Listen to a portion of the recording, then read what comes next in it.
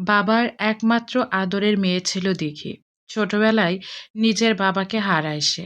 মাঝার চৌধুরী মারা যাওয়ার পর থেকেই মেয়েটার জীবন একদম এলোমেলো হয়ে যায়। কলেজে উঠতেই সে মাত্রা অতিরিক্ত বেহায়া আর বেপরোয়া হয়ে ওঠে। প্রায় নূরজাহান চৌধুরীর কানে খবর আসতো দিঘি তার সাথে মারামারিতে জড়িয়েছে। ধীরে ধীরে ও আসক্ত হয়ে পড়েছিল সে। দিঘির মনে গভীর সন্দেহ পাথর বেঁধে আছে।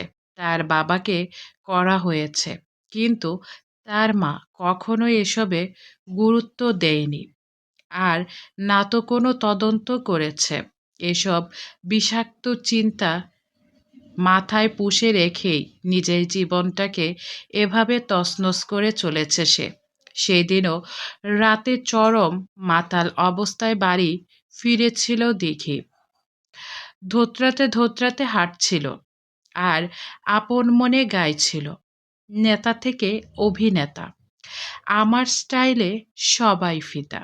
কবে আসবে আমার সেই হিরো, কবে আসবে আমার সেই হিরো। পায়ের ভারসাম্য হারিয়ে আর একটু হলেই মাটিতে আছড়ে পড়ত দিঘি। কিন্তু কেউ একজন দু হাতে তাকে শক্ত করে আগলে নিল। নিজেকে সামলে নিয়ে নিজের দু বাহুর দিকে তাকালো তরুণী। কোনো পুরুষের হাত এবার ঝাপসা চোখ দুটো ধীরে ধীরে উপরে দিকে তুলল সে। উজ্জ্বল শ্যামলা বর্ণ, তীক্ষ্ণ চোয়ালের যুবক দাঁড়িয়ে তার সামনে। কুচকুচে কালো চোখের পুরুষ দিঘির একদম পছন্দ নয়। কিন্তু এই যুবকের চুলগুলো অদ্ভুত, একদম কুচকুচে কালো নয়, কেমন যেন একটা নীলচে আবার ঠিকরে বের হচ্ছে। তবে পুরোপুরি নীলও বলা যায় না, কেমন যেন চোখের দৃষ্টি ঠিক স্পষ্ট আন্দাজ করতে পারল না মাতাল দিঘি। কিন্তু পুরুষটাকে দেখা মাত্রই তার ঠোঁটের কোণে বাঁকা হাসি ফুটে উঠল। গানের পরবর্তী লাইনটা সুর করে গেয়ে উঠল সে। করব যখন হিরোর গালে কিস, ঠোঁটে লাগবো লাল লিপস্টিক। লাইনগুলো শেষ করেই চট করে যুবকটির গালে একটা শুকনো চুমু বসিয়ে দিল দিঘি। পরক্ষণেই টাস করে একটা জোরালো চর এসে লাগলো তার নিজের গালে। দিঘির গাল চেপে ধরে পাশে ফিরে তাকালো। সামনে দাঁড়িয়ে আছেন তার মা নূরজাহান চৌধুরী। নির্লজ্জ মেয়ে একটা। অচেনা ছেলেকে এভাবে চুমু দিতে লজ্জা লাগলো না? দিঘি গালে হাত রেখে এক চিলতে বেপরোয়া হাসি হেসে বলল, নির্লজ্জ যখন বলেই দিলে, তখন আর লজ্জা লাগে কি না জিজ্ঞেস করছো কেন? মেয়ের কথা কোনো জবাব দিলেন না নূরজাহান বেগম। সে ছেলেটার দিকে তাকিয়ে বলল, এখন আসতে পারো। কাল থেকে তবে এই বাড়িতেই থেকো। জি ম্যাম, আসি বলেই চলে গেল ছেলেটা। কে এটা মা? যাকে তাকে বাসায় রাখতে চাইছো কেন? ছেলেটা যেতেই বলল দিঘি, ও তাহসিন, আমার পূর্ব পরিচিত। কাল থেকে ও আমার অ্যাসিস্ট্যান্ট হিসাবে জয়েন করছে। ছেলেটা খুব ভালো এবং কাজের। তাকে বাসায় রাখলে আমারই সুবিধা। তাছাড়া এসব নিয়ে তোমাকে মাথা ঘামাতে হবে না। রুমে যাও। দিঘি একবার সদর দরজার দিকে তাকালো, ঘাড় ঘুরিয়ে পরক্ষণে এক লম্বা শ্বাস নিয়ে হেলে দুলে রুমে চলে গেল। পরের দিন সকালেই সেই পুরুষটাকে নিজের বাসায় দেখল। তখন থেকেই একটু একটু করে শুরু হয় দিঘির পাগলামি। আগে মেয়েটা বেশ রাত করে বাসায় ফিরত। তখন থেকে সন্ধ্যাবেলাতেই তাকে বাসায় পাওয়া যায়। এমনকি অনেক সময় সারাদিন বাসায় থাকতো। নানা বাহানায় অফিসে যেত। কত কত পেন্সিল আর্টের ছবি আঁকিয়েছে মেয়েটা তাহসিনের। তাহাসিনকে যত রকমভাবে বিরক্ত করা যায় সে করেছে। নিচে তাহাসিনের রুমে গিয়ে হুটহাট জড়িয়ে ধরেছে, কখনো তো গালে চুমুও খেয়েছে। তবু কখনো বলল না সে বিবাহিত বা বাচ্চা আছে। আগে কেন বললেন না আমাকে? তাহাসিন থমথমে মুখের দিকে তাকিয়ে প্রশ্ন করল দিঘি। আমি জানতাম না আপনি এত দূর চলে আসবেন। জানলে তুমি অন্য নারীকে স্পর্শ করে তার শরীরে নিজের সন্তান জন্ম দিয়েছ তাহাসিন? অবুঝের মতো প্রশ্ন করল দিঘি। তার গলার স্বর থরথর করে কাঁপছে। মেয়েটা তো সহজে কাঁদে না। বাবার মৃত্যুর পর কোনো ঝড়ঝাপটাতেই তার চোখ দিয়ে পানি পড়তে দেখা যায়নি, অথচ আজ তার গলা ধরে আসছে, বুক ঠেলে কান্না আসছে, দু চোখের কোল বেয়ে নামছে নোনতা পানির তীব্র ধারা। তাহসিন কোনো জবাব না দিয়েই অপরাধীর মতো মাথাটা নিচু করে ফেলল। দিঘি এগিয়ে গিয়ে দু হাতে চেপে ধরল তাহাসিনের জামার কলার। এই বলো, আগে কেন বলিসনি আমায়? কেন বলিসনি তুই অন্য নারীকে স্পর্শ করেছিস? কেন বলিসনি তোর বাচ্চা আছে? কেন? সাউন্ড প্রুফ রুম হওয়ায় বাহিরে গেল না দিঘির চিৎকার। তাহসিন দিঘির হাত ধরে বলল, আপনার আর আমার মধ্যে এমন কোনো চুক্তি বা অধিকারের সম্পর্ক ছিল না যে এই সত্যটা আমাকে বলতেই হতো। আর হ্যাঁ, এটাই বাস্তব, আমার সন্তান আছে। তুমি ঠিক করনি তাহাসিন, অন্য কাউকে ছুঁয়েছ আর তার পেটে বাচ্চা দিয়েছ। এটা তোমার আগেই বলা উচিত ছিল। অন্তত তাহলে তোমার মতো একটা সেকেন্ড হ্যান্ড পুরুষকে আমি ভালোবাসতাম না। কারণ আমি আমার পছন্দের জিনিস স্পর্শ করা তো দূর, তার উপর অন্য কারো ছায়াও সহ্য করি না। তাহসিন কিছু একটা বলতে যাচ্ছিল দিঘিকে, তবে তার আগেই দিঘির হাতের এলোমেলো চর খেতে হলো তাকে। তাহসিনকে আর কিছু বলার সুযোগই দিল না দিঘি। অফিস থেকে বের হয়ে গেল। অন্যান্য দিনের চেয়ে আজ শরীরটা একটু বেশি ভারবার লাগছে ঝিলমিলের। বুকের ভেতরটা কেমন যেন চেপে আসছে। নিঃশ্বাস নিতেও কষ্ট হচ্ছে। গলার কাছটায় ঘন ঘন গরম নিঃশ্বাস আসছে, এসে পড়ছে। ও অস্বস্তিতে ব্রু কুঁচকে চোখ বন্ধ করে রেখেই সে হাতটা নিজের বুকের দিকে বাড়ালো, কিন্তু স্পর্শ পেতেই তার হাতের আঙ্গুলগুলো হঠাৎ জমে গেল। নরম কাপড়ের বদলে হাতের তালুতে ঠেকল শক্ত কাঁধ আর রুক্ষ চুল। চোখে মেলে তাকাতেই কিশোরীর বুকের স্পন্দন থমকে গেল। গভীর ঘুমে আচ্ছন্ন বালিশ তার বুকের উপর মাথা রেখে নিঃশব্দে শুয়ে আছে।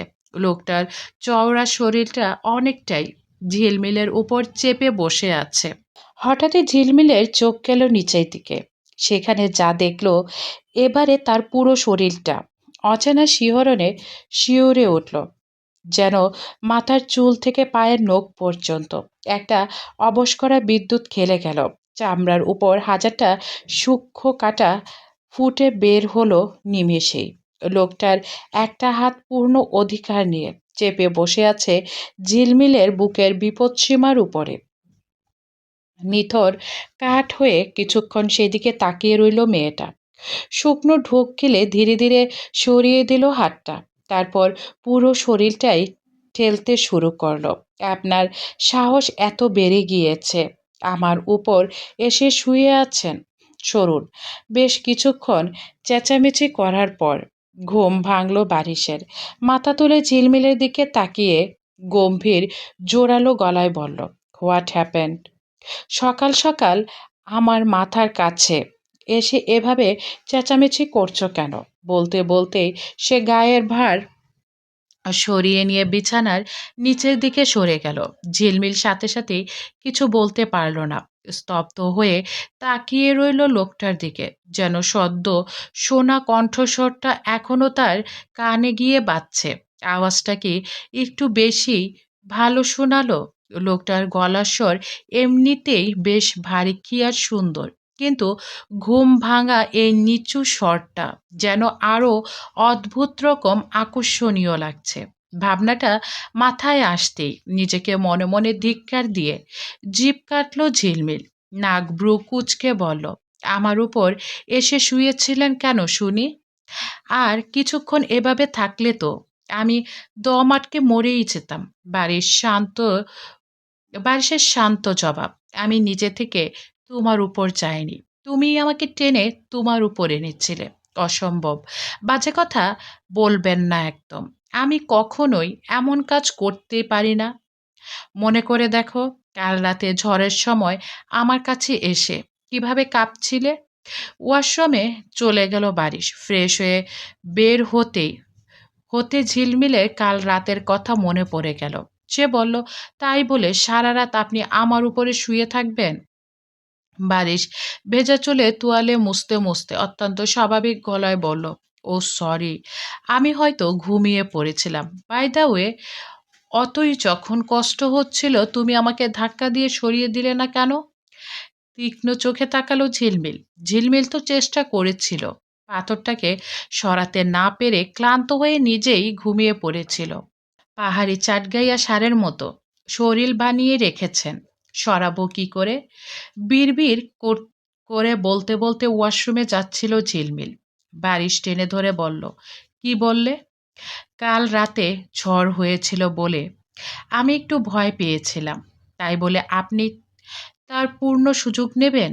বারিশ ঝিলমিলের কানের কাছে মুখ নিয়ে মৃদু আওয়াজে বলল, সুযোগই যদি নেয়ার হতো তবে সকালে আস্ত জামা কাপড় পরে ঘুম ভাঙতো না তোমার। কানের দুই পাশ দিয়ে গরম ভাব বের হতে শুরু করেছে কিশোরীর। কানের লতি থেকে শুরু করে গাল, ঘাড় আর গলার চামড়া এক নিমেষে টকটকে লাল হয়ে মারাত্মক রকম গরম হয়ে উঠল। লোকটি এতটাই স্পষ্ট, এতটাই নির্লজ্জভাবে এমন একটা কথা কানের কাছে এসে বলতে পারে, তা ঝিলমিলের ধারণারও বাহিরে ছিল। এই মুহূর্তে সে আর কিছু না বলে নিজেও ওয়াশরুমে চলে গেল। ওয়াশরুম থেকে বের হয়ে রুম ফাঁকা পেল সে।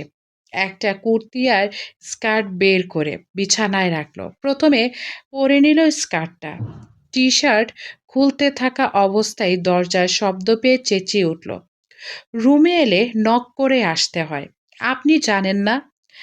খোলা টি শার্ট বুকের সঙ্গে শক্ত করে চেপে ধরে উল্টো দিকে ঘুরতে ঘুরতে বলল ঝিলমিল, আমার রুম, আমি আসব, নক করে কেন আসতে যাব? সঙ্গে সঙ্গে বারিশের উত্তর এলো পেছন থেকে, এই মুহূর্তে গায়ে কেবল স্কার্ট ছাড়া আর কিছুই নেই ঝিলমিলের। লোকটার এমন বেহায়াপূর্ণ কথা শুনেই এক মুহূর্তে মেজাজ বিগড়ে গেল তার। খুব চেপে রেখে বলল, বের হন রুম থেকে দ্রুত। পারবো না, যা করার তাড়াতাড়ি শেষ করো, কাজ আছে আমার। দরজার দিকে মুখ করে দাঁড়ানো বারিশ। ঝিলমিল দাঁড়িয়ে আছে বিছানার পাশে। ওয়াশরুমে যেতে হলে ওই মেইন দরজার টপকেই যেতে হবে, যেখানে লোকটা পাহাড়ের মতো দাঁড়িয়ে আছে। চরম বিপাকে পড়ে গলার রগ ফুলিয়ে বলল, আপনি না গেলে আমি কিভাবে শেষ করব? আমি ঠিক 5 মিনিট সময় দিলাম, এর মধ্যে শেষ না হলে কিন্তু আমি এসে আমার কাজ শুরু করে দেব। ঝিলমিল ঘাড় ঘুরিয়ে বারিশের চওড়া পিঠটার দিকে তাকালো। রাগে রিরি করে উঠল পুরো শরীর। ইচ্ছে করছে পেছন থেকে শক্ত একটা ধাক্কা মেরে লোকটাকে রুম থেকে বের করে দিয়ে দরজার খিল তুলে দিতে। দাঁতে দাঁত চেপে সে বলল, আপনি এই 5 মিনিট রুমের বাহিরে গিয়ে দাঁড়ান। পারবো না, তাছাড়া তোমার এসব দেখার কোনো ইন্টারেস্ট আমার নেই। কথাটা শুনে যেন মাথার রগ ছিঁড়ে গেল ঝিলমিলের। রাগে লজ্জায় পায়ের তলা থেকে শিউরে ওঠার মতো অনুভূতি। বলে কি লোকটা, কিসের দেখার কথা বলছে? তাকে দেখতে চেয়েছেই বা কে? আশ্চর্য তো। আর 4 মিনিট।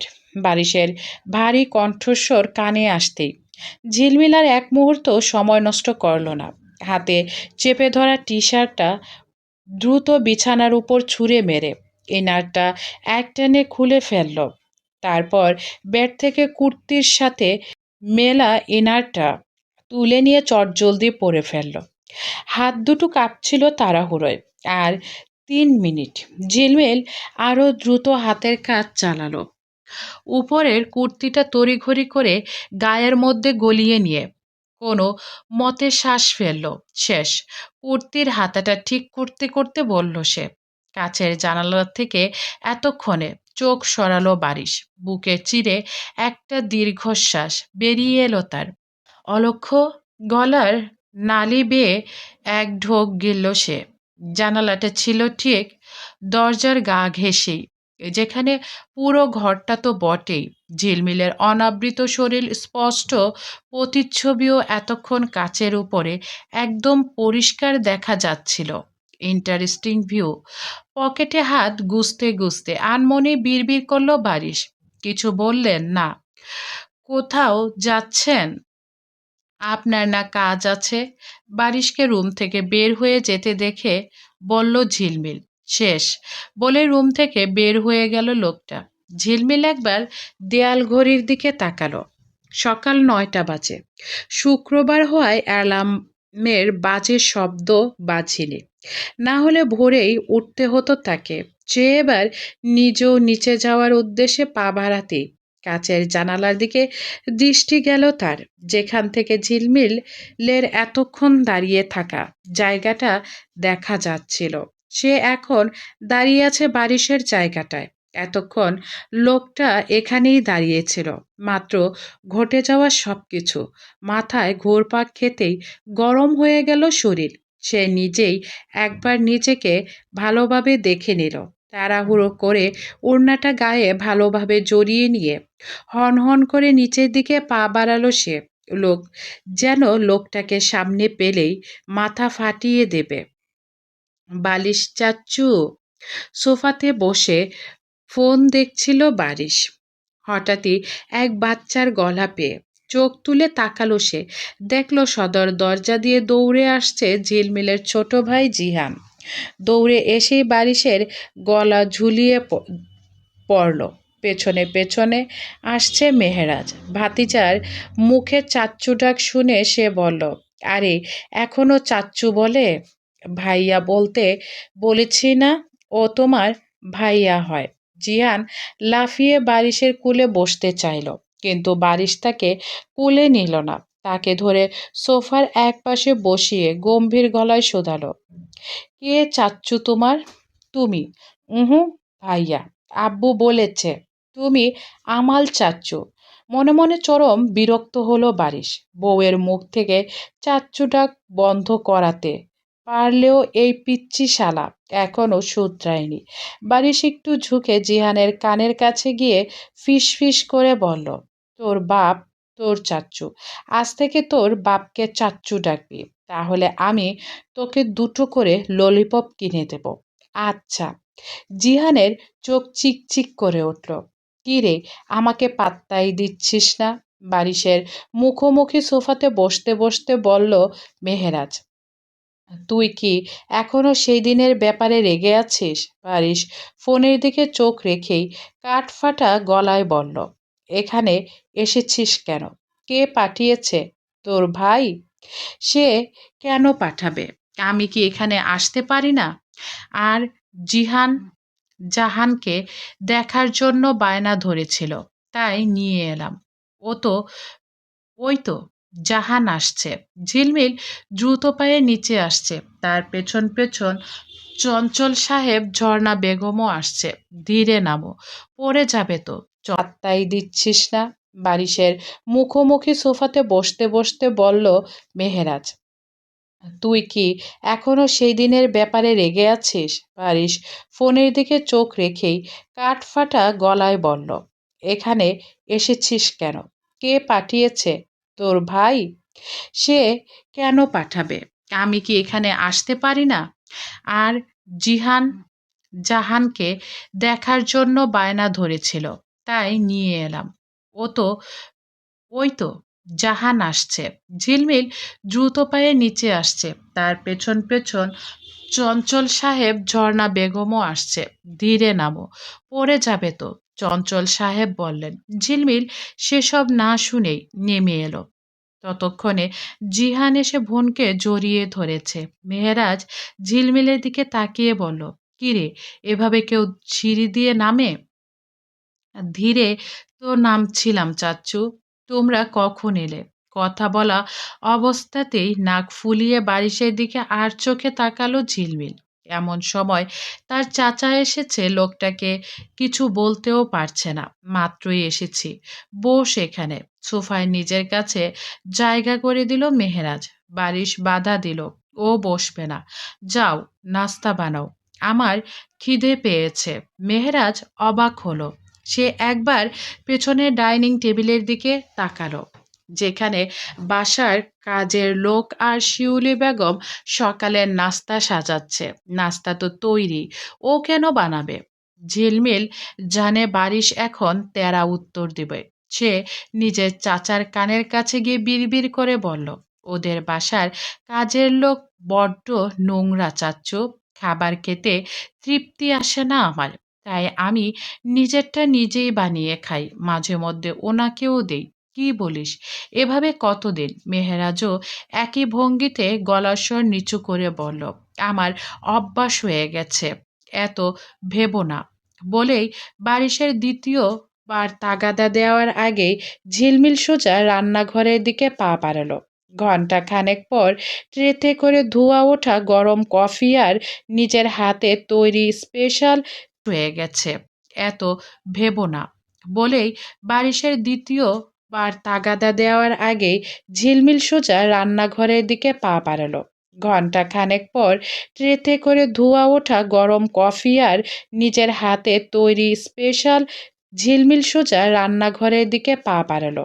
ঘন্টা খানেক পর ট্রেতে করে ধোয়া ওঠা গরম কফি আর নিজের হাতে তৈরি স্পেশাল চিকেন স্যান্ডউইচ সাজিয়ে ড্রয়িং রুমে নিয়ে এলো ঝিলমিল।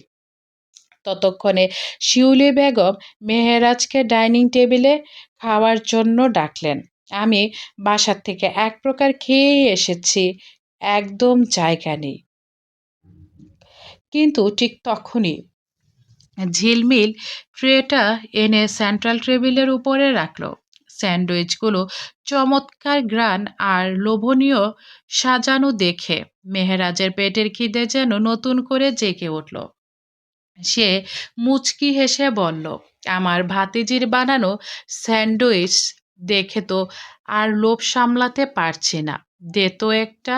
পাশে বসে থাকা জিহানও পা দুলিয়ে বলে উঠল, আমিও খাবো আপু। ঝিলমিল প্লেট দুটো এগোনো মাত্রই বারিশ কোনো রকম ভনিতা না করে খপ করে প্লেট দুটো নিচের দিকে টেনে নিল।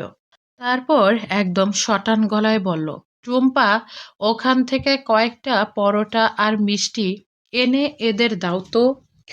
তারপর বারিশ একদম ভাবলেশীন মুখে স্যান্ডউইচের থালাটা কোলের কাছে টেনে নিয়ে নিজের মতো খেতে শুরু করলো। জিহান ঠোঁট ফুলিয়ে কান্নার উপক্রম। আপু, দাও, কি হলো? আপনি ওদের দিচ্ছেন না কেন? বারিশ কোনো উত্তর না বলে সবগুলো খাবার নিয়ে উপরে চলে গেল।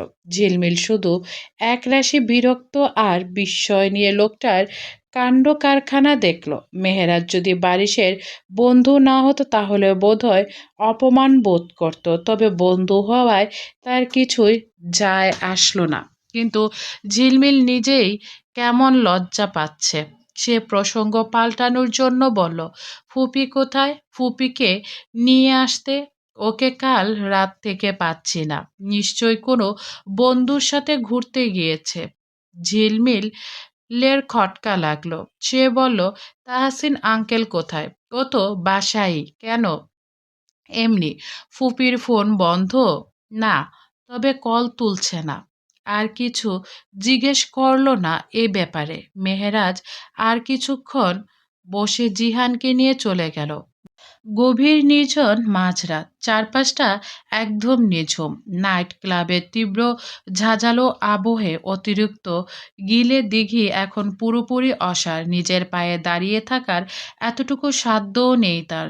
লোক চক্ষুর আড়ালে তাকে নিজের বাহুডোরে আগলে কুলে তুলে সোজা বাসায় নিয়ে এলো তাহসিন।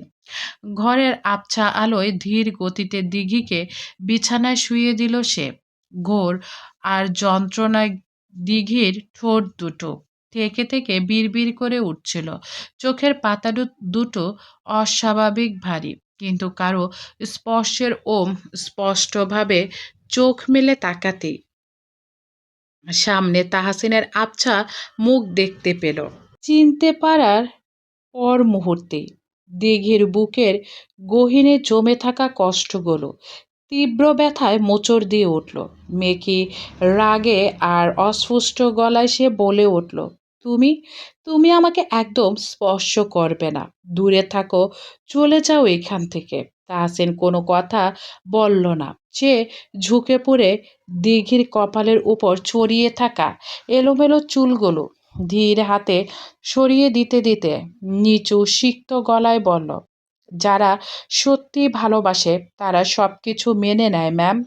দিঘির চোখ দুটো টলমল করে উঠল নোনা জলে। সে মাথা নেড়ে আকুল হয়ে বলল, আমি পারবো না, আমি পারবো না। তাহসিন হালকা একটু হাসলো। তবে বলতে হয়, আপনার ভালোবাসা মিথ্যা ছিল।